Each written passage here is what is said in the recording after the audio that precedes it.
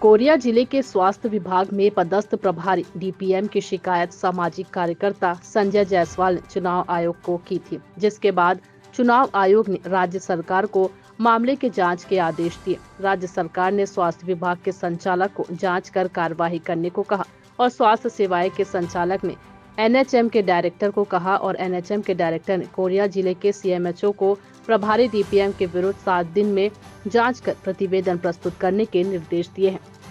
सामाजिक कार्यकर्ता संजय जायसवाल ने चुनाव आयोग को भेजी शिकायत में बताया कि प्रभारी डीपीएम जिला सलाहकार मुख्य चिकित्सा एवं स्वास्थ्य अधिकारी के कार्यालय में वर्ष 2017 से पदस्थ है, जो कोरिया जिले का मूल निवासी है। उनका क्षेत्र में काफी प्रभाव है, जो बीते विधानसभा चुनाव में दल विशेष से प्रभावित होकर चुनाव को प्रभावित करेंगे और अपने पद व प्रभाव का दुरुपयोग कर किसी विशेष दल को अनुचित लाभ दिलाने का कार्य करेंगे। इनकी उच्च राजनीतिक पहुंच है, जिसके कारण ये वर्षों से एक ही स्थान पर जमे हुए हैं। आगामी विधानसभा चुनाव एवं लोकसभा चुनाव के मद्देनजर प्रिंस जायसवाल जिला सलाहकार मुख्य चिकित्सा एवं स्वास्थ्य कार्यालय का स्थानांतरण कोरिया जिला एवं सीमावर्ती जिला एमसीबी व सूरजपुर के अतिरिक्त अन्यत्र किए जाने की कृपा की जाए।